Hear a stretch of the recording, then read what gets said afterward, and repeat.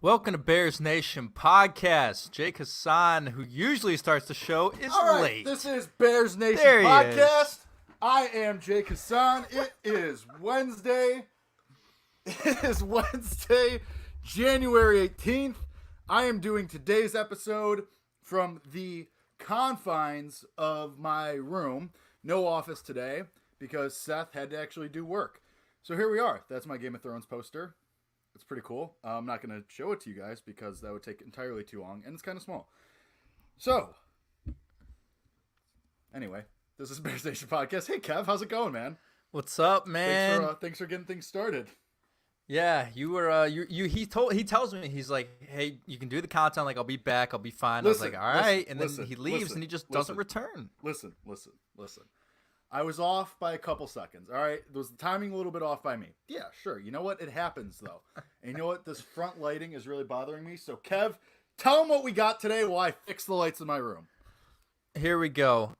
Would like to say, first of all, I am a little bit under the weather, so if my voice sounds crappy or I do a voice crack every once in a while, that's why. But we got a loaded show for you today. I know we haven't done one in a little bit of a while, but we do have news. Obviously, Kevin Warren officially hired as president/CEO of the Bears. A lot to talk about with that. And now Jake is back. We also have player grades. We're going to go through all of the offensive players, maybe the defensive players today, if not just offense today. We're going to grade what we thought their 2022-2023 season was based off of their expectations, how they lived up to them. That'll be a fun little segment. And then we're going to have a little bit of discussion about running backs because I tweeted something this past week on our podcast account, and people were killing me in the replies about it. So we're going to talk a little bit about running backs, then we're going to close, if we have time, with a little bit of offseason would you rather to get this, what is going to be the biggest offseason in Chicago Bears history kicked off with a little bit of fun. So loaded show for you guys today, man. I'm excited. Good intro, Kevin. Proud of you. First intro you've done while I've actually been on the show. I know you've done it when Kellen's here, obviously, and I'm gone. But here we are. And yes, like Kevin said, we got a lot to cover today. Our first offseason episode. Lots to do. Lots to talk about. And, we'll start with the most boring thing. Kevin is playing injured, by the way. Credit to him. He's being very brave. I'm very proud of my sweet baby boy. But he's being very brave right now with a fever and a sore throat. And, it's just really brings a tear to your eye when your children grow up in front of your eyes. Anyway, so here we are. We'll talk about Kevin Warren first. Seeing mostly positives, it seems like people are generally happy with this hire. I agree. I think it's strong, and I think it shows what the Bears are trying to accomplish in that this is all about the stadium. This is about getting a new stadium, getting it up and ready, getting it on schedule. And, here's the thing. Like, he's done that. He has the history with that. But right. Most importantly, and I think people are skipping over this fact with Kevin Warren a bit, he's a football lifer. Like, he's been around football, around sports his entire life. He comes from a sports family. I know his family's been around the NFL for a long time. One of his sisters, who has since passed, was married to an NFL player. Another member, I was reading this today and I completely forgot the details. But the point is, Kevin Warren has been around football and around the NFL specifically for a very long time. You can talk about the COVID year with the Big Ten all you want. Whatever. You can bitch and moan and cry about it. Really, it was the best anyone could do. It was literally like we were all figuring it out, and he has admitted to some of those mistakes and some of the things that he said he would do better if he was given another chance. God forbid that happens. Hopefully he doesn't have another chance to have another run at that. But his time with the Vikings is huge. He was an agent for a long time. He was an agent for Bears players, and he gets it. And they said at the press conference, and he said at the press conference that Ryan Poles is going to be reporting to him for moves, and he's going to go into it with, what kind of moves does this make? What's a pro? What's a con? How can this help us? How does this get us back to a championship? And we rip, Kevin, we rip Ted Phillips a lot, and we have on this show. Other people in Chicago media have, and rightfully so. He's made some mistakes. I'm sure he's a very nice man, but just wasn't the right guy. And for the first time, someone that isn't a McCaskey or isn't tied to the McCaskies is going to be running things. And I think that's a net positive from a business side. We'll see how he handles the football side. But overall, I feel pretty good about it. And, there's not much more to be said until, moves start happening. And we won't be able to accurately judge this for a couple of years. Yeah, it's funny how you brought up the Big Ten thing because obviously, I went to Ohio State during that time. So all of my friends hit me up after they saw the news about Kevin Warren. They're like, dude, you got Kevin Warren? Like, are you even happy about that? Like, that guy sucks. And I'm like you guys, like we were all just students who wanted to watch college football. Right. Like everyone Right. was just like there was no that has Well, and it no was also implications. when you're going up against the SEC, who's just like, "Yep, we're doing Right. it." Like, it's tough. Yeah, exactly. And he was in a tough spot, and that has no implications on how he's going to be able to run a professional football team. Like, there's no correlation there. But I will say, what impressed me was in the press conference, he said, "Look, if I were a player in the Big Ten at that period of time, I would have done the same thing Justin Fields did. I would have started a coalition. I would have wanted to play." He understood the point of view, which I think is really important. He doesn't seem like an egotistical guy. He seems like he has good morals, good values, and is willing to listen and be understanding of other people's views and opinions. When you think about a lot of people at the top, right? Executives, owners, GMs, a lot of them have such big egos that it's their way or the highway, and they don't want to take any other opinion or any other consideration into account, into effect. So to hear that he is, hearing the other side, is willing to work with people, isn't going to have this big ego, I think is really, really critical. And you hit on it. Like, this is the first time in a long time where it feels like he's not going to be George McCaskey's puppet. Like, Right. there's a clear divide now, right, between the owner and management and, okay, football now, right? And I know George said Kevin's not really going to be doing football operations. It's still going to be Ryan Poles. But he kept saying, like, we're here to build championships, win championships, all these things. And I get, like, he's probably taught to say those things. But it does seem like this isn't just about the stadium for him. Because there's a lot of people that do believe that, hey, he's coming here for one reason and one reason only. He's coming here to help build a world-class stadium. But my guy, Danny Parkins at The Score, says this all the time. Like, the NFL, the league is going to make sure they build a good stadium regardless. Like, he plays a hand in, all the contractual things and the licensing and the things you have to discuss with Arlington Heights and the contracts, right? But the NFL has a large say in how this stadium is going to be designed, how it's going to fit for the league, right? Like, he is not just coming here to help build a stadium. Like, I do believe, like, in order for Kevin Warren to give up a job at the Big Ten, which is probably a bigger role than being the president of the Chicago Bears, he obviously is looking for something greater. I don't think he wants his legacy to be forever, say it's 5 years, say it's 8 years. I don't think he just wants to walk away from this in 8 years and be like, hey, I built the stadium at Arlington Heights. I think he wants to walk away and say, hey, I did that, but also we built something. We won a couple championships. We changed the narrative around the Chicago Bears. Like, he has a certain love for this franchise, and I think for him, this is greater than just a stadium, which should be important. I think there's people who get upset by that. Well, what happened to Poles just being the football guy?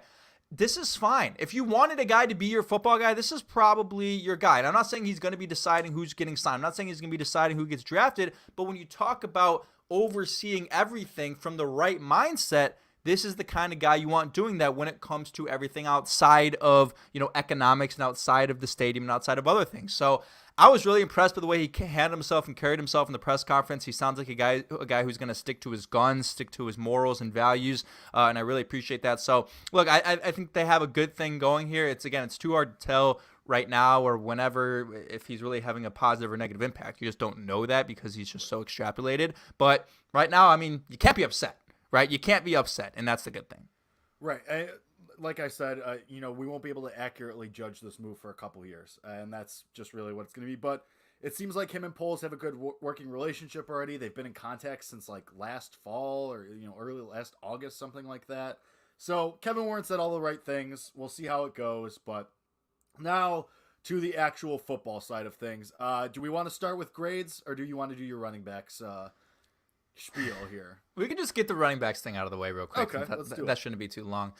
This is the only thing. It's not that serious, but I am dead set on paying the money for Tony Pollard. And I put in a tweet like, hey, what would you guys think of this offense? And it included, Justin Fields, DeAndre Hopkins, you've been Tony on this Pollard. for a while. Like, this isn't new. Like, I'm with you. I think Tony Pollard's a really good player. Like, but you've been on this train for months. Yeah, I mean, I've been, he was on my fantasy team, so I started to watch him more and see more of what he was able to do with that offense. And like every time I watch him, I'm just so impressed. But the reason why I want to address this is because for people who have listened to this show for a very long time, I have always been a proponent of do not pay running backs the money, right? Don't draft a running back before round 4. And I would agree with that in 99% of situations. But when you're in the situation the Bears are in, where you already have $115 million, this is a rare situation where you can do that. You can afford to pay a player like that, right? If you think about what you're going to spend money on offense, you're not spending a lot of money on a wide receiver. You're not spending $90 million on a wide receiver. There's no free agent that you're going to spend $90 million on. If you're going to get a next level wide receiver, it's either going to be through a draft or through a trade where, yes, you have to pick up that contract, but you're not buying into a new contract with a new player, 5 years, right? You're not spending money at the quarterback position. You're not due for an extension yet, so you don't have to worry about that, right? Justin's going to get that next year. And you're probably spending you're not spending a tight end. You're probably spending a lot of money at left tackle. Maybe you break the bank for Orlando Brown Jr. But other than that, you're probably spending a little bit of money on a fringe wide receiver, a little bit of money on upgrades probably across the offensive line in certain areas. You can afford to pay Tony Pollard the money. Now, I looked it up, and I think we talked about this a couple months ago. I said, what would the price be for a guy like that? And at the time, I said, I don't know, like $7 million, $8 million. I am afraid it's a little bit greater than that. I am afraid it is around 10, 11, maybe $12 million. But again, when you have this type of money, I think it is okay to spend that in this market. And once you spend on that, guess what? You have them for 4 years, and then if you're not in the same salary cap situation again for the next 30 years, then don't do it. But while you have the opportunity to, you have the opportunity to go get a game-changing player. Like, the closest comparison to Tony Pollard for me, Jake, is Christian McCaffrey. Like, when I watch Tony Pollard, I see Christian McCaffrey. Now, Christian McCaffrey, a more capable receiver, but at the same time, the Cowboys do not put Tony Pollard in the same receiving opportunities as Christian McCaffrey, but he's capable of doing it. There was multiple times this year where Tony Pollard took receptions, 20, 30-plus yards, 50-plus yards to the house, and obviously, he is a player that every time he touches the ball, exactly. Has the potential to score a touchdown. He fits this offense perfectly. They talk about explosive players. They talk about speed players. He is that. And now here's the thing I really want to address. Everyone comes at me and says, well, what the hell, Kevin?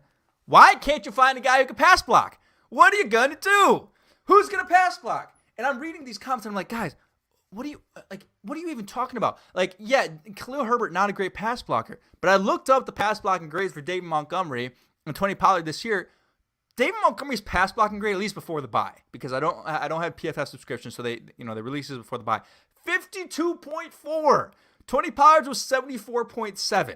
Okay, so I don't even want to hear this argument that he can't pass block. Yeah, he's a smaller guy. And he's still like 215. Still like 215 pounds. He's not a midget. He's not tiny, right? He's got weight on him. He's got muscle. He's probably smaller than the average running back, but he can hold his own. He can chip a block. Like, this is a guy I want on the team. I'm falling in love with him. I think you have to spend the money for him, and I think you're in a position where you can spend the money. And I just want to make that clear because it sounds so contradictory to everything I've said about running backs in the past. But there's very few running backs in the league I think that can actually fundamentally change your offense in a positive way.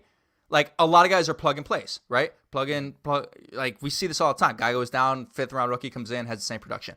Tony Pollard's the guy who can change your offense the way Christian McCaffrey changed the offense for the San Francisco 49ers. That's the way I see it. To your point of, running backs, is anyone really lining up to pay Josh Jacobs $8 million, $9 million a year this year? He just led the league in running yards, yards on the ground. He was the rushing leader in the NFL just this past year. He had a crappy year, below average year last year, had a good/decent year the year before, and a great year this year. Is anyone really lining up for John? That's how it goes. Other guys that fit that bill, David Johnson. Anybody remember him? Went for a haul and a trade. Look how that turned out. There are very few and far between these guys that are and I'll throw Derrick Henry into this equation because he's still chugging along. He might not be the receiving threat, but I mean, he's still, he can still run. So I'll throw Derrick Henry into that conversation. Christian McCaffrey obviously is the creme de la creme, the peak of the peak there. But I get what you're saying about Tony Pollard. I think and I saw some of your tweets with some of the people that were in your mentions about Tony Pollard versus Khalil Herbert. I think what people maybe not so concisely, and maybe they weren't so articulate about this as I'm about to be, but I think the overarching point that people were trying to make to you was Khalil Herbert could be Tony Pollard. We like Tony Pollard because he's established. We like Tony Pollard because we've seen him. Khalil Herbert could not be Tony Pollard. They're different players. Hold on. Easy, Skip Bayless. Let me finish. We know what Tony Pollard can do. We've seen it. We love it. He's that big play guy. I agree. Tony Pollard is a great running back. He's very, very good. And I think once he goes to a team that gives him the lion's share of the touches and not on a team like the Cowboys that is paying Zeke a buttload of money and has to play Zeke because of the money they're paying him and vulturing touchdowns. I think once Tony Pollard goes to a team like the Bears, let's just say theoretically, then he can really start to shine. I get that. Like, but I think people are more like, okay, we like what we've seen from Khalil Herbert so far. There is room to grow for Khalil Herbert. Khalil Herbert is about to be in his third year. So theoretically, you have 2 more years left of Khalil Herbert, and probably going to be cheap too. Maybe you decide to extend him when you decide to extend Justin Fields too, and that would be pretty cheap. But I think the point being is Khalil Herbert is still a really young player. Who is to say he can't evolve and grow into a Tony Pollard-esque player? He's still young, he's still learning, he's still growing. We like the development we saw from year 1 to year 2, correct? Pause my to ask you this question, right? Sure. Before he got injured, obviously injuries hampered him. But I mean, there was a time where people were saying Khalil Herbert was the best running back on the roster, and I was That's here fair. for that argument. I was hearing that argument. I get it. So I think that the point is, why go get Tony Pollard when you have a guy that you're confident in and you like, and so that's not really necessarily a need? I get it. There's a lot of money, and there's a ton of money to spend. Some of that money's going to go to Jalen Johnson. Some of that money's going to go to Cole Kmet. Some of that money's probably going to go to Darnell Mooney, and those 3 might just be in the next month or so. You know, let alone once you get to this offseason. So I think it's great that the Bears have money. They have some of the most money in the league. Get it. Totally get it. And I get that this roster does need better players, and especially big explosive playmakers, to make this team, not just the offense, but the team, better. I think that Khalil Herbert could be a Tony Pollard-esque player. Will he be the exact Tony Pollard? Like, is it going to be 1-to-1? Apples to apples? No. But Khalil Herbert could be close enough where you're happy with it, and then you might be happier taking that extra $8 million just to ensure that you get Orlando Brown Jr., you know? I get the argument. Let me roll that all back by saying I would love Tony Pollard on this team. I would take Tony Pollard on the Bears in a heartbeat.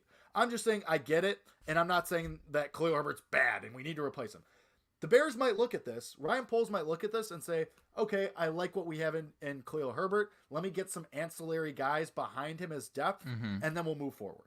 Or let me bring back David Montgomery at half the price of Tony Pollard, and between the two of them, that's I'll be happy with that. Okay, maybe not half the price, but like a quarter of the price, a fraction of the price that Tony Pollard would cost, and then we'll move on and we're solid. Like, I just think that running back is not, something that is super high up on the board. Needs. It has become a luxury position in the NFL. Like that, it really has. That's Yes. what it feels like. It's not a premium position. You can find these guys, but the reason I'm like, again, you brought up the names, Josh Jacobs. Who are the other guys in this class available? The free agent class is ginormous. Saquon's there, but I'm not paying Saquon $15 million. Like, I'm not the paying Giants him are that not much. letting him go anywhere. They also cannot let him go. It's impossible, right? Some of the other names, I don't know. But I wouldn't pay, even if Josh Jacobs and Tony Pollard went for the same price, even if Josh Jacobs were cheaper than Tony Pollard, I wouldn't pay for Josh Jacobs. Like, I'm talking about a guy here who can change the complexion of your offense because of all the things he can do. We'll do this. So, Saquon Barkley, obviously you said, Rashad Penny, Jamal Williams, they won't let him go anywhere, though. Josh Jacobs, Mark Ingram, Raheem Mostert, Deonta Foreman's a free agent. Oh, He's decent. Samaje Perine, Ronald Jones, Miles Sanders. Wow, yeah, this is a really good class. Jesus, I'm telling you, it's one Jerick of the best of all time. McKinnon's good. Amir Abdullah could take another swing. Oh, stop it. Latavius Murray, Jeff Wilson, Kenyon Drake. No. David Montgomery, obviously. Devin Singletary. So that's a really strong class. Again, Benny so Snell I think the Jr., problem Tony is, Pollard, like, James Robinson. Pollard has now vaulted himself to that tier 1 of these free agents, so he's going to be a little bit pricier for that. Like, he's just been like, and you watch the Cowboys, and it's like the things he does, the way he changes that offense. Like, this is a guy who can run through the tackles, he can block, he can receive, he can line up. Like, this guy is good, man, and like, I'm willing to pay the money for him. And again, if this is the one time you do it, right? If this is the one time you do it, and then for the next 30 years you don't do it, but this time you can do it because you will have the money to spend, like, I'm fine with that. I think that is better than drafting a running back in the first 3 rounds. I think spending $11 million on a guy who who you know can change this offense and be a top. I mean, he's a Pro Bowler this year. He's not going to be an All-Pro, but he's a Pro Bowler. He could be a top 5 running back in the league next year if he gets 70% of the carries and he gets, isn't getting subbed out every drive because the Cowboys just feel bad for Ezekiel Elliott. He could be a top 5 running back in this league. Like, I would then rather do that than draft a guy in the first 3 rounds, draft a guy in round 2 or 3. Like, that's where I'm at with this. That's where I'm at with this. I'm okay with it. He's young. He stays healthy. Like, I don't know. That's it. And look, I'm at the point, Jake. I love David Montgomery. I don't want him back on this team. I'm sorry. Really? I don't want him back on this team. Not for any price. I was doing not for any price. I was doing my grades, right? So I was doing a little bit more research and watching tape on David Montgomery this year. He just doesn't fit the style of this team. He just doesn't fit the style of this offense. He's not a good fit, right? This is an offense that's built on speed and motion and explosiveness. And what does he provide for you that another guy can't for cheaper? Sure. You could probably find a guy in the 5th round who could do just as good as David Montgomery. I mean, that was essentially what Khalil Herbert was. I was going to say, you essentially have already. Like, Tony Pollard is not replaceable. Dave Montgomery is extremely replaceable. And I love the guy. He's a great value, great locker room guy, great for this team. Sure. But they would be foolish, in my opinion, to spend money on him in this offense that he really just doesn't belong in. And it's unfortunate because it's likely that his career will probably be derailed after this. He'll probably be an RB2 on another team and probably will never get the same amount of carries that he got here. But that's just the way running backs are in this league. And I don't think they will. Like, I don't think Ryan Poles is going to be willing to spend. Like, I don't think he loves Dave Montgomery enough to say, hey, here's probably $6-7 million, for the next 3 years. They're not doing that. So I love Demo. I thank him for his time here, but I don't want him to be on the team for the next 3-4 years. That's fair. Something to consider. I mean, to that point, Kevin, David Montgomery started the most games of his career this year and had the lowest amount of yards on the season. Wow. I mean, most games of his career? He started 16 games. His previous career high was 14 for starts. He did play. He played in all 16. And I mean, granted, you have more games now as well, one more game, but he played in every game his rookie year in 2019, but only started 8 of those games. But played in all 16. But still, even though he only had 8 starts, had the most yards. Now, granted, he also had the fewest attempts of his career as well this year by a good 41. So also something to consider there. But I mean, I get what you're saying. It probably is time to move on. I would be opposed to him coming back on a super cheap deal. But yes, I agree he is replaceable. So, I mean, we'll see how that goes. Like I said, Ryan Poles, that is not on the top of the board, and, he's looking at the board. Address everything else before you get to running back. Running back is so far down the list.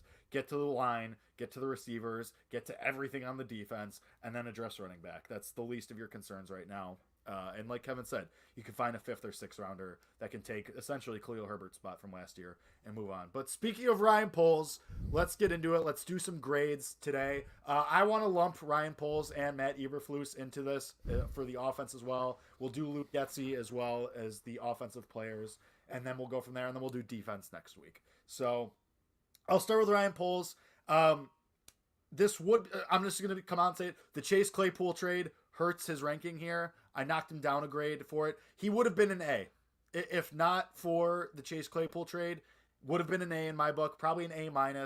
But because of the Chase Claypool trade, I generally liked everything else that Ryan Poles did. I think he got the most value for Roquan Smith. I think he got the most value he could for Robert Quinn. I think he brought this team together as much as he could as far as filling the holes that were in the roster going up into the season. But the Chase Claypool trade just looks really bad. Now, I could eat crow, a year from now, and I could look like an idiot, and Chase Claypool might explode offensively and look great. And, we'll never think about that 2nd round pick ever again. But as of right now, you would have the 32nd pick in the draft, and you traded that away for Chase Claypool. It's not a good look. It's really bad. Ryan Poles gets a B- for me because of that. It knocks him down a whole grade for me. Yeah, I'm kind of with you. Look, and I don't know. I think that knocks him down. And I think the Velus Jones Jr. pick knocks him down for me. And I know it's just one pick, Fair. and the rest of the draft was, pretty good. Like, I think Kyler Gordon's gonna be a Pro Bowler at some point. I think Jaquan Britzer's gonna be an All Pro, and Braxton Jones is, fine, right?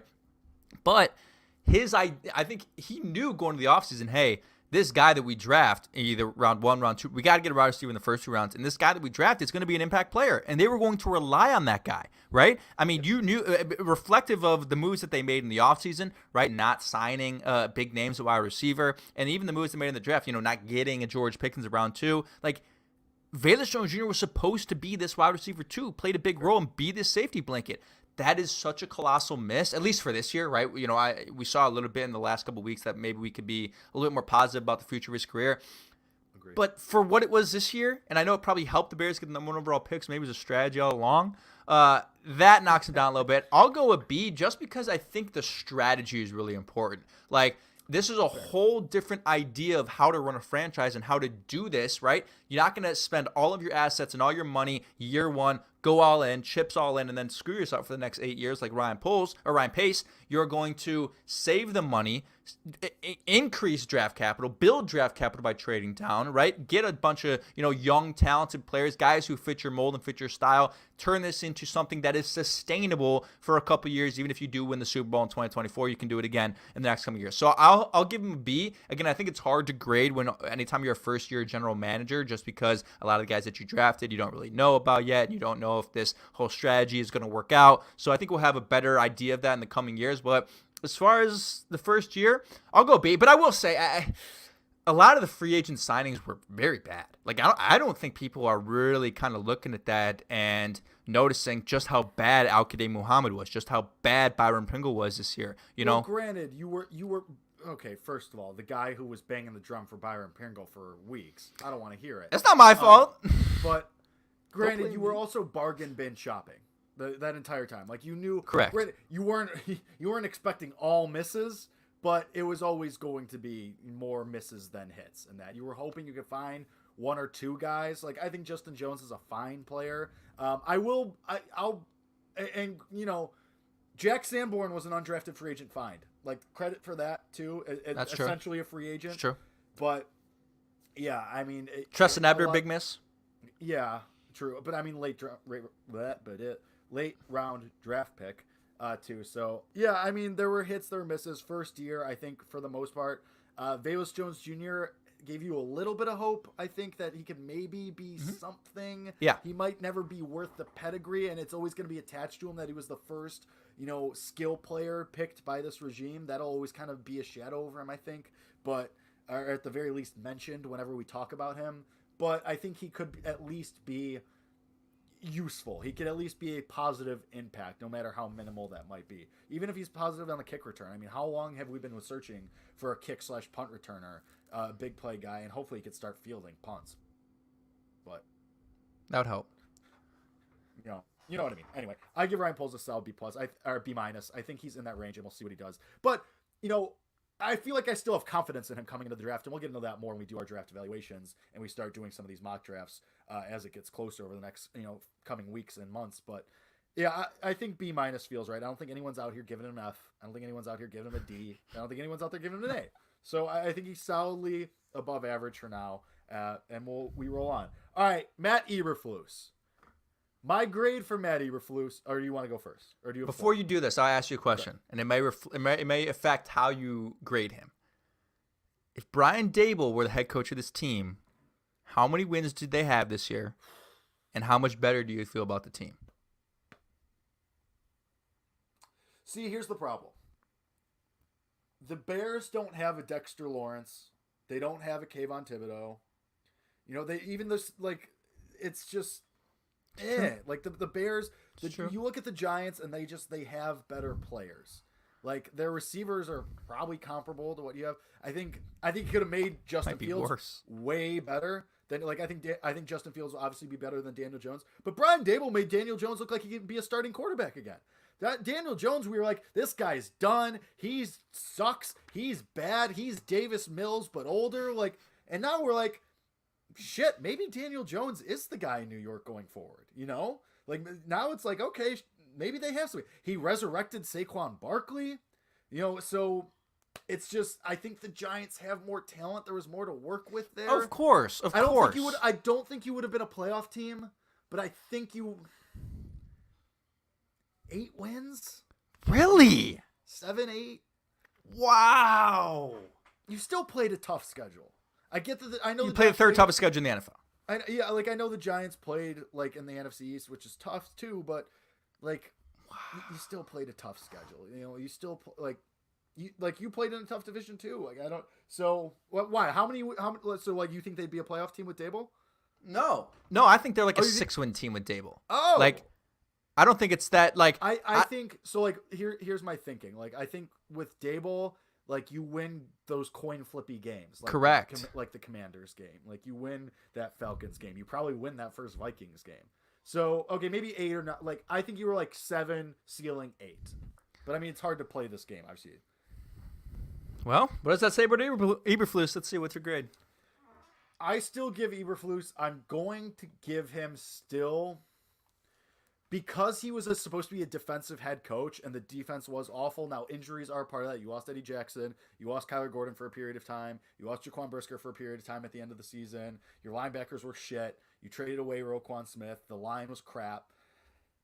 But still, I was expecting. I give him credit for keeping the locker room and like the vibes around the team consistent throughout the whole year. Like guys seem to be bought in throughout the whole year, and I give him credit for the guys that were successes, like Jaquan Brisker, like Jack Sanborn. Like who's to say Brian Dable could have gotten the best out of those guys? I don't know. Maybe he would have. Probably would have, but still. So I'm still like if there was something between a B- and a C+, I would do that. But I'll go with C+. Sure. Like the results weren't there, obviously, but I also think once you got to a certain point in the season, it was like, okay, we're just gonna light this ship on fire and set it out to sea and just go for the first pick. So I think there's part of that in there too. I'll give him a C+. I'll give him a C+ is fine. I'll give him a B-, and I'll tell you why. All right, split the difference up. Yeah, there you go. How about that? Again, it's hard. It's hard. First-year head coach with what he had to deal with talent. It's hard to evaluate, right? I think it's also one more quick thing. Yeah, I think it's also tough because we compare him to Dable. We compare correct. him to O'Connell. We compare him to even Mike McDaniel to an extent, who dealt with his own share of crap in Miami. Like those three alone is like they're all playoff teams. Like they all. Yeah. The Vikings very much exceeded expectations as far as record. We knew they were frauds, but so I think that's tough too. Like these guys who were like, you could have had McDaniel, you could have had Dable. It seemed like the totally. O'Connell and Vikings marriage was made way a long time ago, but it's kind of like that's part of it too. But yeah, I continue.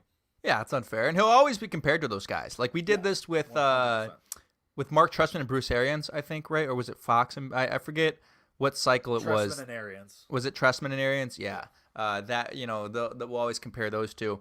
So who knows? Maybe we'll always be comparing Dable to Eberflus and whatnot. But you think about the things that you can measure that are constant regardless of roster talent, and all those things. Fifth or either the third or fifth least penalized team in the NFL. I don't remember exactly which one it was, but it was top 5 least penalized team. That is significant considering how much this team was penalized last year and under Nagy as a whole. Like they were jumping off sides like every other play. Like very disciplined at the line of scrimmage, never would jump on the Aaron Rodgers hard count, like very smart on the field consistently, never making stupid decisions, no Anthony Miller punching guys in the head, right? Like none of that. Like we cleaned all of that up, which is huge. Like those are things that can tank good teams in the long run, like completely tank them, right? Divide locker room, like that's really important. 100%. And number 2 is, aside from the last 2 games of the season, I didn't feel like they gave up at all this year. I thought they played really hard. I thought they played with a lot of effort. I was very impressed by the way they started games, the way they came out of the half. Although Peyton Manning says he never made a halftime adjustment in his 18 years in the NFL. Yeah, well, so maybe you're Peyton Manning, man. Yeah. So how about this? Do you need to make a halftime adjustment? Exactly. I thought that was funny. But just very impressed game by game about, regardless, here you are, 6-game losing streak, 7-game losing streak, still coming out, busting your ass, putting up, a good performance in the first half against the best team in the NFL, the Eagles, almost beating them, right? Almost beating these really good teams, showing you can go toe-to-toe with the best teams in the league. Primetime, out-coaching Bill Belichick on Monday Night Football. That one really sticks out to me. I think we'll remember that for a long time, how he out-coached Bill Belichick at his place at Foxborough on primetime with a second-year quarterback. Really, really hard to do. Shouts out to him for that. So, yeah, I'll give him a B-. Again, it's hard to evaluate, but I think when you look at the things that are independent of roster talent, you can be pretty encouraged by the changes, right? I think that's the thing you have to look at is the difference from this year, 2022, Matty Eberflus to 2021 Matt Nagy or 2020 Matt Nagy. Like, drastic difference. Let the offensive coordinator do his thing, right? Don't get involved, make the right decisions. I don't think he ever made any dumb clock management decisions. Maybe there was 1 week that I'm not remembering where he made some dumb, actual. That we're not remembering it either. Like, we're not. Yeah, like, exactly. Oh, yeah, this one. Right. No stupid head coaching decisions that, a lot of other guys were getting flagged for across the league this year. No Nathaniel Hackett type mistakes, that's for sure. So things could 100% have been worse for Matty Eberflus. Still has his job, notably. He still has his job. That alone gives him a B. Right. So B- for me. All right.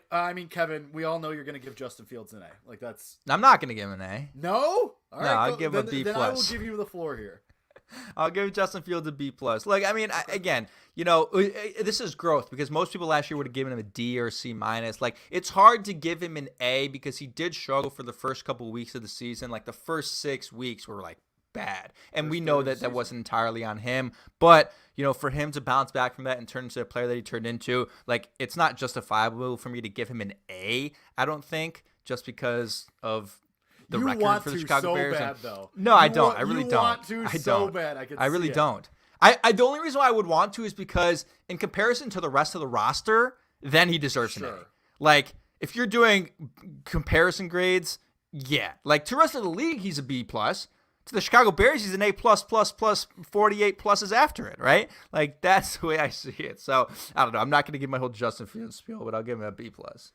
Yeah, I think I'm right there with you. I think I'm a B+ as well. Like you mentioned, we can't ignore the struggles and the mistakes that happened that first third of the season. And maybe some of that was the play calling, and there was an adjustment after the bye. We saw it, or after the mini bye. But, that was big. And that, kind of saved how we viewed this whole season. And that mid-season spurt of, where you're scoring 29, 30 points a game, that was big. And that's a big part of this. Does he still need to get better as a passer? Yes. Do I think he is a good passer? Yes, because as I've been saying for weeks, there were at least 1 or 2 throws per game where you can point to and be like, that's a grown-ass man throw. That's an all-pro throw. That's a Pro Bowl throw. So would you like to see it more consistently? For sure. So that's going to be the next step. I agree with you. I think it's a B+, B+ for Justin Fields. Some of the decision-making could still be better as well, as far as when to take off, when to try and make a certain throw, who to throw to. But again, that's next step stuff. That's, year 2 to year 3, even year 1 to year 2, arguably, things that he can work on this offseason. And again, A lot of it is supporting cast. The offensive line was crap. Receivers were crap. Cole Kmet was really the only guy he could rely on. So that's a whole thing. But Justin Fields, B+ for the season, A for the potential going forward. Mm-hmm. I think is the right way to do that. I think it's a fair way to put it. All right, we'll move on. We'll keep it in the backfield, quote unquote. We'll go Khalil Herbert and David Montgomery. And we talked at length about David Montgomery. Was disappointing, wasn't healthy. His worst season, arguably, as a Bear.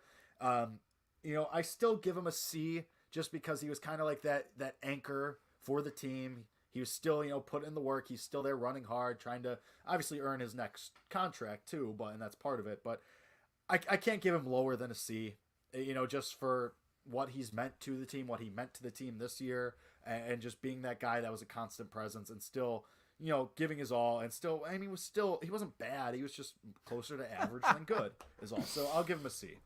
I'll also give him a C. Look, I think the way I'm doing all of this as well is I am grading based off of expectation. So if my expectation for you is supposed to be high, then you're going to get a lower grade the further you got from those expectations, from meeting those expectations. And when you think about it, like, this was supposed to be, at least we knew that there was going to be a greater share of the carries for Khalil Herbert coming in this year. But at the same time, like, we thought, hey, maybe this is David Montgomery's year to kind of like prove what he's worth going into a contract year, show that he's worth the money that he's going to be asking for this upcoming free agency.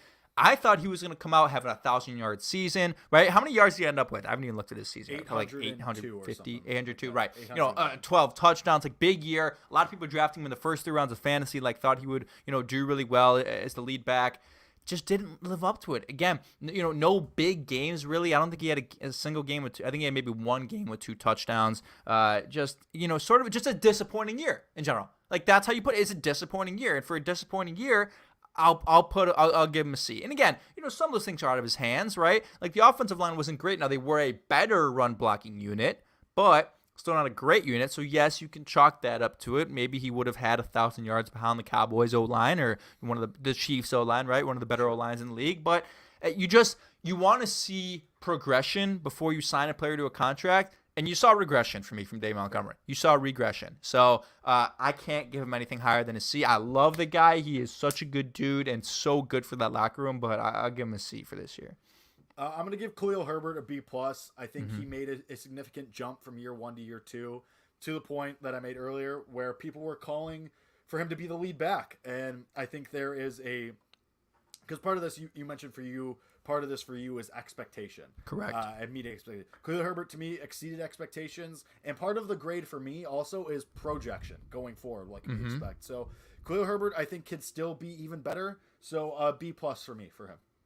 Yeah, I'm going B. I mean, there's not much else to say. Like, he stepped in fine when he was asked to do it. I also think the chunk plays were significant for me. Like, there was a number of explosive plays from him this year that, really were crucial to this offense and to the way we view it and to the explosive playability of this offense. So he gets a little boost for me from the explosive plays. The one at the Commanders game really jumps out to me because I was there. That was like a 60-yard rush that he turned, what looked like to be a 2-yard rush into a 60-yarder. So I'll give him a B. Like, again, I also don't think, like, I can't give him higher than that because at the same time, yes, I do believe the projection is good, but you don't feel like, hey, yes, RB1, yes, Khalil Herbert, right? Like, you don't feel that way, and you're lying to yourself if you do. You think, like, yeah, okay, like, yeah, you RB1, but you're not RB1. Yes, right. Khalil Herbert, round 4 fantasy, let's go, right? You're not saying I want to give this guy the ball 30+ times a game.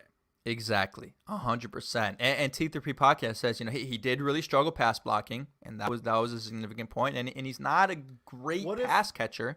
Hear me out. So what if you call? What do you think it would take to get Elijah Mitchell from the 49ers? In a trade? Yeah. It can't be like a more 6th rounder. I was gonna say it can't be more than a mid. I had 5th in my head. I mean, that's like a, I mean, like, Elijah Mitchell's fine. Like, at that point, you're committing to like when he's healthy, he's really good. I don't say he's really good. He's good. Well, he's just never been healthy. That's that's the other thing. You're gonna trade assets for a guy who's never healthy, right? Yeah, it was just a thought that popped into my head, intrusive thought. But anyway, yeah, no, you're right. I mean, Khalil Herbert definitely has his warts, but I would still, again, relative to expectation. Relative to performance and relative to what we think he could be, I give it a B+. But I mean, we could argue this all day long, and I really don't want to argue about Khalil Herbert. Yeah, I don't want to do that for 45 more minutes or however until into the night. Okay, now to the stinkiest part of the offense, the wide receivers. Darnell Mooney, obviously, season got short, went on IR, had surgery. Even before that, really was not performing as the guy that we had built him up to be. Before the season, me and Kevin were saying 1,200 yards, wide receiver 1, him and Justin Fields really going to make that connection. They worked together all off season. I give Darnell Mooney a D. Oh! I think it's a D. We talk about this. Relative performance and expectations is a big part of this. Fell way flat of the expectations. The performance was not there at all. I still think he can be good, but I think his ceiling is a wide receiver 2 now. I don't think he has that wide receiver 1 upside. I could be wrong. Maybe he comes back from this injury, from this rehab, and is stronger, faster, better, whatever, and he does reignite with a better offensive line and with a better, play calling, more aggressive play calling, I should say. Maybe he does make that ascension that we thought he could do this year, but relative to expectations and what he gave us this year, I give Darnell Mooney a D. Yeah, D is pretty severe. D is like, I don't know if I'd give him a D. I give him a C+. A D C+? is a C+. For what?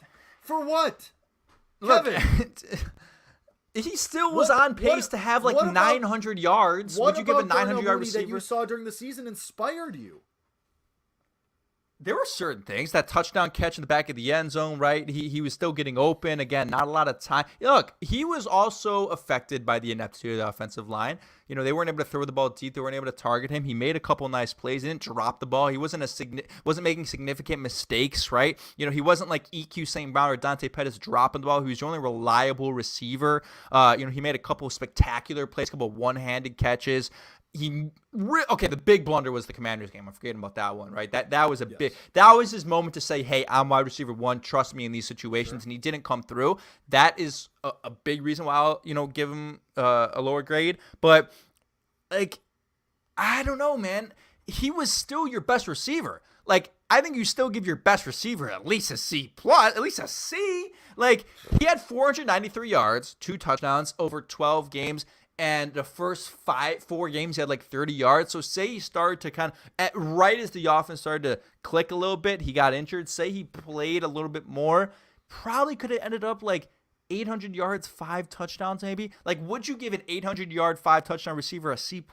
Now, based off expectations, sure, because again, I was saying this guy's going to be a top 10 receiver in yards this year, and he didn't live up to that. So that's why he's not even a B+ or B for me. But a D? Darnell Mooney's not a bad player. You give a bad player a D. Yeah, he's not a bad player. I'm willing to upgrade him to a D+. I am not going into the C level. I agree he's not a bad player, but for this season, it was a very bad season for him. Again, with Chad is also right, by the way. The bar is in hell for best receiver. It isn't hell. You're right. You're 100% right. I don't know. I'm not saying you have to change your grade, but I will upgrade mine to a D+. But it just relative to expectations and how the year went, I can't get into that C territory. I think again, I think when you talk about the expectations, you're right, because we said this is a 1,200-yard receiver. This is a guy who could be a wide receiver 1. We pitched that narrative, and that's a fine narrative to pitch at the time. It really was, based off the production he had last year and the progression that he made. But speaking of which, where are all those Kendrick Bourne knife? Dude, I was going to go back to that and make a TikTok of it. Wait, can we real quick see how many yards he ended up with? He was bad. I think he ended up with less yards than Mooney did. And by far. This is going to be so funny. He had 434. So Mooney had more yards than him. Mooney had 5 yards in his first 3 games and only played 12 games this year. Yikes. Yeah, we're all the people. I mean, not saying that our listeners and our viewers. I know you guys aren't, but all the people. Whatever. I'm so weak. Bro. Kendrick Bourne stinks. But anyway, all right. Moving on down. Chase Claypool F minus. Do we have to expand on this? I think we're in agreement here. Yeah, sadly, yeah, it's an F. I mean, I don't want to give him an F. Part of me doesn't want to do it just because. New offense, right? And isn't clicking. Give him a training camp. I don't know, but because it's the 32nd overall pick, yes, for the 32nd overall, correct pick. And we're expecting him to be Justin Fields' guy, and we're expecting to unlock the offense, and none of that happened. 0.0 things of that expectation happened. So. F for me. Our next one, I kind of want to lump EQ St. Brown and Dante Pettis together. No, do not do that. Don't do that. They both kind of stink. That's unfair. EQ St. Brown was way better than Pettis this year, in my opinion. Really? See, they're the same to me. I'm giving them both a C. You basically got what you signed up for. Oh, you're not. You got what you signed up for from both of them. You're giving them a higher grade than Darnell Mooney? Yes. This Pettis and EQ, because again, Kevin, this is about expectation. I was expecting nothing from these guys. I knew they stunk. I knew they were both bad. I knew that they were both at best a wide receiver 4 and 5 on another team, and you were bringing them to be your 2 and 3. I give them both a C, C minus. Just who cares? These guys are nothings. Thanks for your service. EQ St. Brown was a good blocker. Pettis filled the gap on punt returns. Fine. C minus. That's what I got. These guys don't move the needle. They're nothing. They don't move the needle. You're right, but but you got what you signed up for. Did you? What about these guys? Other the drops, fine, but is that really? Were you really not expecting these and T3 podcast? I get what you're saying. Pettis was released, and you re-signed Equinemius St. Brown. But I wasn't expecting Pettis either of them released back on yet. the team. He wasn't released yet. I mean, probably going to be, but like, Yeah. I wasn't like going into the season, like I wasn't expecting either of these guys to be back. You know, like EQ St. Brown, fine, great, good run blocker. And Yeah, like give him a B plus. Give him a B a minus. B plus. Are I'm you giving out of him- your mind? I'm giving him a B minus. Sorry, not B plus. B minus. I'm giving you can look. I think I think he this earned- fever is getting your head by even No. giving him a B minus. EQ was fine. He made one critical mistake all year, and that was the drop. Signing with the Bears. Okay, that was the drop against the. That was who me. was that against? I forget who that was against. The drop against the I almost said Marlins. I'm in baseball season mode already. The Dolphins. The Marlins. Was it the Dolphins? The one through his hands, right? At the end of the game, yeah. I couldn't remember if that was a Dolphins game. Dolphins, Yeah, okay. I'm almost Look, positive. he got re-signed to a contract. He was fine. He was like a reliable target for Fields when everyone else was gone. I give him a B minus. Dante Pettis was actively throwing games for you. Like he Good, could he not got you the catch first overall football. pick. Yeah, so you're giving him a higher grade because he was a double He agent. contributed to the cause. He did make some unreal plays this year, though. That catch against the Commanders was unreal. He had some Respect good to him punt for returns, that. too, that were chunk plays. You're right. Fine. You know what? For what it is, I didn't think Dante Pettis was going to make the team. Okay, you're right. I'll give you the C for Dante Pettis because I didn't think he was going to make the team. Validation. But I think your grade at EQ is a little low. I just but- like he's just a zero. He's a, like as a receiver, he's a zero. He's a zero. Give him out of what? Out of what? 100? Yeah. 10? Give him a 2. I will give He him. deserves a 2. I will It's give not him a 0. C. No, you know what? I stick with no. You can't sue me. C for both of them. They are exactly You what you suck. expected. They are exactly what you expected. That's it. This is blasphemy. I can't. All right. How are you going to war for EQ St. Brown this hard? I'm going to war for EQ. He's my guy. Okay, good. All right. Then we'll move on to the next one so I can absolutely stunt on you and dance on your grave. Byron Pringle, F minus. Get him out of here. I cannot believe Kevin Lapka spent weeks. Kevin Lapka spent weeks. Some of you viewers are new. I know some of you guys and gals from the 670 Score Twitch chat are new here. Kevin Lapka for weeks, guys, for weeks was saying, Byron Pringle, man, he's going to unlock the offense. I did not say he's going to unlock the offense. Don't put that what on you me. said verbatim. He's the missing piece. Oh, I did not say Yes, that. you did. I did not say You 1,000% did. Scocks or Shane, somebody who's been here for like since the beginning, tell me that Kevin Lapka did not say that Byron Pringle at one point. You said Byron Pringle was the missing piece. I'm pretty sure it was when he was coming back from injury. You said No. Byron Pringle is the missing piece for this offense. Because I said, why are you acting like Byron Pringle is the missing piece? And you said, I think he is. And I said, you're out of your damn mind. And it was the most insane conversation I've ever had in my damn life. It was outrageous. And Byron Pringle, F. We should have known this was coming when he was doing donuts in the Walmart parking lot with his son in the front seat. Should have seen this coming from a mile away. This dude stinks. He should not be on the Bears or any NFL roster next year. Tired of it. Absolutely. I am so validated right now. I was so right about this.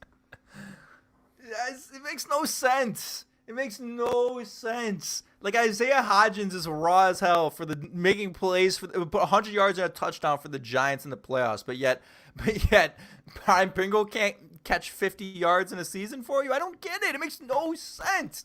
Like again, this is a guy who was he was impactful for Kansas City. Like yeah, but Kevin, Kansas City's also about to make Kadarius Toney a 100-yard receiver this weekend. So like it's Kadarius Toney's good. Kadarius like, Toney's a good football player. But he has the tools. He's never been First able to put rounder. it together. So that's the thing. Like it's the Kansas City effect. I Fool. look. Boo-boo I'm the still fool. I'm grading the fool. Boo Boo the Fool. That's you. What the hell's that? You never heard that? No, I'm still giving him an F. All right, I'm still giving him an F. Give yourself like, one as well. Like if we want to pull out receipts about players on the Bears and what we think, we can pull out receipts. If you want to, say, we can pull out receipts. Who are you about to pull receipts for me on? Justin Fields. You thought the guy was cooked in week 4. I admitted that like Sure. 5 weeks in, and I though. admitted it on Pringle too. I don't deserve you this. didn't. I sure did. Come on. I still think I still think that he could have done more than he did, and I don't know Oh no, whose yeah, fault because it he is. did 0%. So yeah, no shit. Oh, he could have would- done more. Yeah, no Byron kidding. Pringle was a 0. How many yards did he have this year? He had 135. Hey, that's not bad. It's not bad. We'll take it. 135. You could do that. I thought he was under 100. The No, Bears yeah. could sign you today, and you Yeah. could do that. Good thing is, someone asked in the chat, it is a 1-year contract for Byron Pringle. He's gone. Don't worry about it. $4 million wasted. Yeah. So Yeah, F. that guy stinks. Are any of the other receivers really? Oh, Velus Jones Jr. F. I'll give him a D just because of his contributions on special teams. Contribution on special teams. He lost us 2 games, Jake, on special Good. teams. Contributing to Oh the my cause, God. baby. Because of, double the agent. because of the kick returns, and because I think he showed enough to give you a glimmer of hope that he could be semi-productive next year, I'll give him a D. Like he avoids an F just because of the kick returns.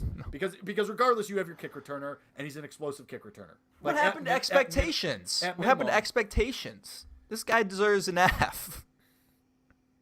But like, He was like- supposed to be your wide we're- receiver too. But like, were we really expecting?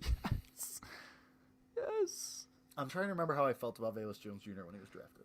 I think the problem we is liked him, but like I don't think we were expecting like. I still. Fine, D minus. let's I go. I still think the kick returns and like what he showed at the end of the year is enough for you to maybe think he could possibly be No, a I contributor. He could, you know what? I agree. You know what? He's a better Dante Pettis next year. That's what I'll say. It's not That's bad. That's the Not expectation bad. for next year. We'll take A it. slightly better Dante Pettis. Realistically, no. Actually, no, realistically, like Velus Jones Jr. is probably your wide receiver 5 or 6. So if he's a better Dante Pettis, that's fine. Mooney, Like if the Bears trade for Claypool. somebody, they draft somebody. somebody, whoever they draft, EQ St. Brown, Jones. Yeah, So he's fine. he's the last guy to make the roster. Like that's fine. So look, I will say critical mistakes on special teams, but I was slightly encouraged by the things he did the last couple games. Like he was consistently making it beyond the 25, explosive plays. If he can really put in the work in camp and be your punt returner, then then there's value for Velus Jones Jr. And it sucks that he'll never live up to that 3rd round value that you got We for don't him. know. But I won't say never. Don't say never. even if he turned out to Unlikely. be, like Cordell Patterson, I don't know if he would. Well, from Cordell a Patterson returning with the standpoint Bears? solely. Yeah, I was gonna say, or with the So, Falcons. Yeah, I don't Okay, know. that's Anyway, Fine. I'll give him a I- D minus. I feel bad. I recuse myself from I recuse N'Keal Harry from this grading system That's because fair. like they didn't give him opportunities. Like they just like for some reason this coaching staff refused to let the guy on the field. It was so bizarre. I have no Made no explanation sense. for it. I recuse N'Keal Harry from this grading system. I hope they bring him back at least for training camp and let him compete for a spot because I would like to see what he could do in training camp with Justin Fields. It seemed like Justin Fields liked him, so I don't know. Do you agree with me on that? N'Keal Harry, when targeted, Are we simpatico? is an A+. He didn't drop the ball this year. Yeah. He was making impact plays every Agree. time the ball was thrown his way. I can't complain with that. Like Agree. he probably just Good run blocker, doesn't get too. open a lot, but he had some big plays. Like Yeah. Agree. Like he toasted Jair Alexander and mossed him, and that's the guy who shut down Justin Jefferson for 13 yards and know grittied what? on him. Honestly, the pop up like backward somersault for Harry, that was even cooler. Like Yeah, on the yeah. so it was even cooler. It was like the like least Harry. fluid somersault I've ever seen in my life because he's such a big fella. But Yeah, it was cool. Awesome. It was very It cool. was awesome. All right, Cole Kmet. A for Cole Kmet. A for Cole Kmet. Yeah, I'll give Like, an A too. Played every single game. Yeah. Like really, once the offense started to work, and like finally came into his own, came into like that guy as Justin Fields' safety blanket, and Justin Fields trusted him. Cole Kmet is a, much like his touchdown celebration, home run for me for Cole Kmet. A 100%. I think he should get Wow. an extension this winter. That was This good. winter, this offseason.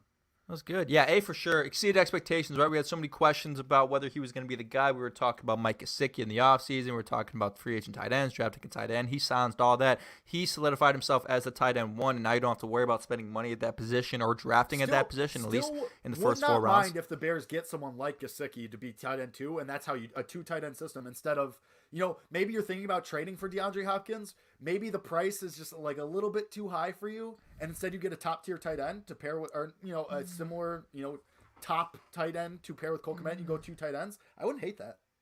I would see the argument for it, depending on who it is. Yeah, I'm not paying Gesicki all that money. Right. It would have depending on who it is. Sure. But yeah, that's fine. Anyway, Cole Kmet, yeah, 100%. I was impressed. Like, he made every single play. He got open. Caught the football, didn't make mistakes. Great blocker. So validated. Yeah, you were right about Cole Kmet. I was Dating wrong. Back to last season. I know. It was it was like a fine wine. Better with age. Your take is better with age. But we'll give it to you. Good job. Jake was right on Cole Kmet. I gotta give him an A. 100%. You're drinking bourbon. What are you drinking over there? Yeah, I'm in my Shane Reardon era. Who the hell drinks bourbon? So stupid. I'm in my Shane Reardon era. Leave me alone. Yeah. I feel like it's not even worth it to the other tight ends. Like, they just didn't play, so it's not even worth it. All right, the offensive line. I mean, that's right. We'll go left to right. Braxton Jones. I think Braxton Jones gets a B+. Yeah, I agree. For a 5th round draft pick. I agree. For playing every game. Snap? For being every snap. Yeah, right. 5th round pick, every snap. Being as solid, I mean, more times than not, you were not hearing most of the time you were not hearing his name, which is, for offensive linemen, generally a good thing. So B+ for Braxton Jones. Could he have been a little bit better across the board? Sure, but for what he was, and I honestly think he could be like your next Charles Leno, like late round draft pick that is a starter and a solid starter for you. I think Braxton Jones B+. I agree. I would totally agree. Again, value. You talk about value. 5th round rookie comes in, and think about the line without Braxton Jones this year. As bad as it was, now think about it without him. You'd be in shambles. You'd be scrambling. Larry Bourne right? at left tackle. Yeah, like that's I wouldn't have been good. So we'll give Braxton Jones a B+. I would honestly be close to giving him an A just because of that, right? There was a couple games he got exposed, but again, remember these are rookie. A lot of rookie tackles, even in the first round, get exposed, right? And when you play the most important position on offense for an offensive lineman, right, you got to protect the quarterback's blind side there at left tackle. The expectations are higher for you, going up against the best pass rushers in the league. He held his own for most of the time. So I'll give Braxton. I might even give him an A- because of that. I just, again, like, there were times throughout the year for sure where I was like, well, I don't know if you can be content with him at left tackle going forward, and I still agree with that. Like, if you get Orlando Brown Jr., yeah, bye, Braxton. Like, I'm not saying bye, like, cut him. I don't even think you say bye. Just try to move him to right tackle. Yeah, that's what I'm saying. You just move him around. Cut him, right? Like, I don't think you should be complacent at left tackle because of Braxton Jones in the free agent market, but better than a majority of the tackles drafted in the 2022 class. So I'm impressed. I'll give him an A-. Yeah, 100%. And credit to Skux, he was on Braxton Jones from day one. Like, crazy. I think it was first day of training camp that I Am Skux was like, this dude's legit. So credit to you for that, dude, for real. All right, Cody Whitehair missed some time, is clearly declining with age, but I still think you got to give him a B-. He's he was the best lineman. Actually, I take that back. But I mean, he was still like a leader on the team. I think past precedent gives him a little bit boost here. It's just projecting him for the future. I have no idea what to expect from Cody Whitehair. I think I might actually bump this down to a C+. Yeah, I will do that as well. It wasn't great. There were a couple games where he was severely exposed, like especially late in the season. He was exposed a couple times up the middle. He was exposed against the Commanders. And would he play in that game?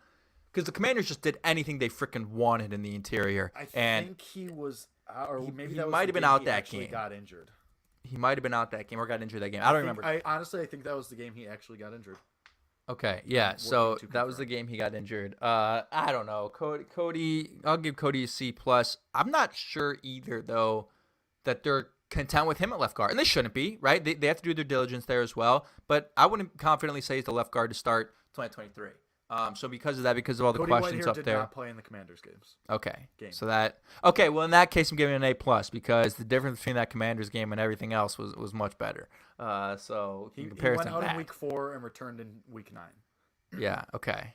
Yeah, playing injured this year, but I am a little bit worried that that's going to be a theme for him for the rest of his Bears tenure. He's probably going to miss a couple games each year, so I'll give him a B-. I'll roll it back. I'll give him a B-. I'll stick with C+. All right, Lucas Patrick. I mean, just the injuries. Obviously, you saw him for about 3 seconds. So, do we give Lucas Patrick a pass for injury? Yeah, I think so. Okay. Sam Mustipher, F-. Yes. Get him out. That's generous, bro. I'm so sick of this guy. That's generous, dude. I don't. Yeah, Shane M knew it was coming. He just runs around, bro. He doesn't know what to do. He's lost. He's lost in space. He's like the meme of that like. There was like a 2-week stretch where he was like actually playing decent, and then it just all went to shit. Dude, he's not good. He's so bad. Get him out. Put him and Byron Pringle in the same Uber to the airport. Get him out of here. He'll be the first player cut this offseason, I think. Not like that matters, but I feel like they actually kind of like him though. I feel like they're gonna keep him around. Like they keep saying how much they like him. If they keep him for depth, I'm fine with that. No. Like you can't have him start games again this year. You can't. Doug Kramer season. Please, honestly, like I maintain that. I maintain if that Doug Kramer did not go on IR prior to the season, he would have been starting over Sam Mustipher at center. Yeah. Once Lucas Patrick got hurt, obviously. Well, again, the bar's in hell. Right. I mean, well, yeah, exactly. Can you actually understand what's going on the football field? Okay, you're the starting center. You know what I mean? Fair. I will say, like, I don't think he made that many bad snaps. Did he? Yeah, there were only a couple. That brother would be doing. Don't wish that on our guy. Look, like we wish Sam for all the best. I'm but sure he's a very nice man. Kid. He's just is he my age? He might be younger. He's just bad at football, man. He's just bad at football.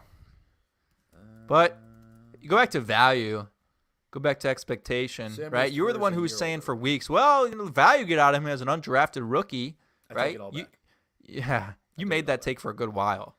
Well, I mean, last year when he was actually like okay, like whatever. I mean, it's relatively true to an extent. I mean, he did play like every game this year, so whatever. F-. I move on. F-. Tevin Jenkins. I actually think Tevin Jenkins gets an A- here. Mm-hmm. I still struggled with injuries and being able to stay on the field, but he was your best lineman. All like wire to wire. Tevin Jenkins dealt with all dealt with the injuries, of course, but dealt with the position change as well. Dealt with dealing with shifting offensive linemen. He was a constant, and he was good. And he was always the guy that Justin Fields gets hit, Tevin Jenkins is right there. Justin Fields is somebody's in his face, Tevin Jenkins is right there. He's like, are we going to be surprised if Tevin Jenkins is the new Kyle Long? Hopefully he can be healthier, but there's just that enforcer, that guy with a mean streak who's your best offensive lineman. I don't think anyone would be surprised. I certainly wouldn't. I think the comp is there. So Tevin Jenkins, A- for me. Yeah, and again, this was a player we didn't know we were unsure if he was going to be on the team in August. We thought he was going to get traded. We thought he was going to get cut. Yeah. Right? Like, we didn't actually think that. We knew it was a possibility because we were so confused about what was going on. 100%. Like, for him to come that far and to play that well, unbelievable. It's an A. It's an A for me. I give him better than A. I give him an A, right? He was your best lineman by far. They look like a different line when he was in there. I got to 100% give him an A. I'm very impressed, and I'm very encouraged by the things that he can become in the coming years. So, Tevin Jenkins, you, sir, get an A. Let's go. I believe, is that the only player we've given an A? Cole Kmet. Oh, and Cole Kmet. That's right. Yeah. I give Tevin, the minus for me only comes because I need to see him stay on the field. That's wire true. To wire. That's my only gripe. But, I mean, hopefully, he stayed on the field more than he did last year, so it's an improvement. Right tackle. I don't even do we pick Larry Borum? Do we pick Riley Reif? Do we pick who do we even pick for this? There were so many right tackles. Do we pick Alex Leatherwood? No. Larry Borum, I still think Larry Borum can be solid, but the dude cannot stay healthy. He's injured all the time, and it's just a real bummer. Yeah, I think Larry Borum can be fine. I don't know. It's just hard to tell. No consistency at that position. Position group as a whole, D. I think that's fair. I think that's the only way you can do it. I think that's fair. I mean, we had how many different guys we had? We had Reif, Borum, Reif, Leatherwood. I And There's one more. Jenkins spent some time at right tackle, I think, I as don't well. even know. The season was a blur, man. It's bad. I have no idea. Whole position group gets a D. I have nothing else to say about right tackle. Did we give Getsy a grade? I think No, but I'll give him I'll give him a B minus. I was gonna go C plus. We're a lot closer on most of these than I thought we were gonna be. Actually, that's not true. That's about Why C plus? Just so C plus for me for Getsy because of how long it took for the adjustments to be made on the offense. Because we screamed about it for 6 weeks. That's just too long. We screamed for more than that. We were screaming about it going into the season, and it took 6 weeks into the season for that to happen.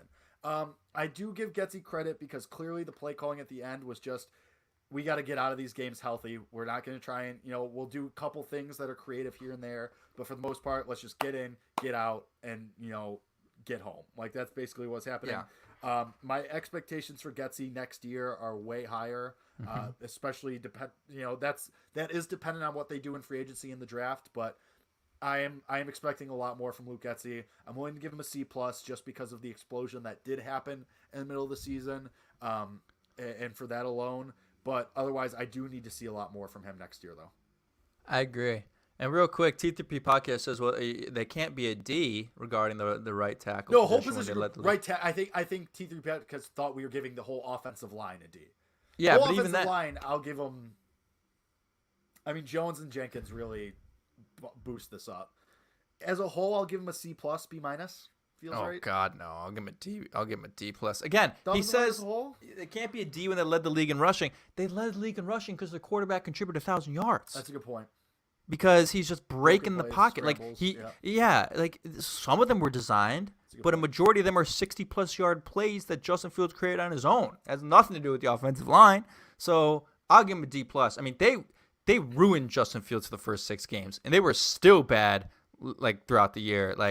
I'll give him a D plus. But Luke Getsy, I think, deserves what I say. I don't even remember what I said for him. I think I'll give him a C plus just because. You said B minus at first. Okay. Yeah, I'll give him a B minus because of the development from Justin Fields is the main thing, and really development of that offense. They're putting up big numbers against good teams and good defenses. I was a little bit skeptical of the way he handled things later in the year, but then there's that whole conversation of, was the tank in, what was really going on? Exactly. It's like the Brian Windhorst meme. What's going on? Why would the Bears do that? Why are the Bears running dive 3 times down 30? I don't know. So it's hard to evaluate that. But, again, you saw growth. I think a reason why I might dock him a couple points is because, again, I don't know if he got the most out of some of the guys on offense. Sure. Again, and I'm going to go back to the Dable thing. They're getting the most out of Isaiah Hodgins. No one even knew who that guy was until last night. Or a couple nights ago against the Vikings. Sure. I think he could have gotten more out of some of the guys on the offense. He certainly got a lot out of Justin Fields. He certainly got a lot out of Cole Kmet. But outside of that, I'm not so sure. But his play calling proved to be good. He proves to have a good rapport with the quarterback, and I think he's going to draw free agents here. I think that's a significant thing as well. So I'll give him a B minus. Yes, I'll give Luke Getsy a B minus, and I'm very encouraged by what he can become. And hey, if they are good next year, goodbye. He will not be here. I know we said that last year, but he is gone. Especially, but that's the goal. That means that things went that really is the well. goal. That is the goal, but it's slightly concerning. You better hope that you gotta have someone in place. Yes, correct. You better hope that blanking passing game coordinator blanking. I should know this. But I think when he's coaching the Senior Bowl. Good point by Shane M. I think when you look at the fact that every single head coach in the playoffs remaining is from an offensive background, that's just going to be another reason why he's going to get more opportunities. So I will give him a B minus, but he might not be here for much longer than next year. So yeah, but again, that means that good things happen. So I'm okay with that as long as you have the right guys in place. Or hey, maybe Dolphins are bad next year. Bears offense good. Bears make the playoffs next year. Dolphins don't. Andrew Mike McDaniel fired. Mike McDaniel, new OC for the Bears. You love Mike McDaniel. You've been trying to push this Mike McDaniel to the Bears thing for weeks now. What is wrong with you? He's in a vape on the sideline. He was not vaping. That was a classic blow on the hands. That was not like that was a vape. No bro way, was hitting dude. that jewel on the sidelines, bro. There's He was hitting that posh stick, way. dude. Yes, you could see him. He was like you know, he like who does that? I don't know. Dude, and I don't look. It's cold. I don't think that's a bad thing. Honestly, like whatever. Like do what you want to do. Vapes warm you up. Yeah. I don't know. Maybe there are people who say that, but I'm not gonna say Mike McDaniel's not a good head coach. He's vaping on the sideline, right? He just went toe to toe with the Bills with Skylar Thompson at quarterback. So. But I don't know. Well, the Dolphins are also an insane franchise, so imagine they would have fired him already. But yeah, they won't do it this year. But all right. Well, that does it for this edition of Bears Nation podcast. We'll do defense next week. We'll break down the defensive coordinator, Alan Williams. We'll break down every position group. It's going to be really ugly. Just a spoiler alert, but we'll still break it down. And, of course, any news that happens, whether it be stadium, whether it be draft. Hey, maybe the number one pick gets traded. Who knows? But anything and everything in between. And then we'll do grades for the defensive side next week as well. So stick around for that. That will be on probably Monday, but TBD. And so, yeah, come back for that. Appreciate all the listeners, all the viewers. You guys are the best. We appreciate you each and every week. We will see you next week for the defensive grades. And until then, as always, bear down.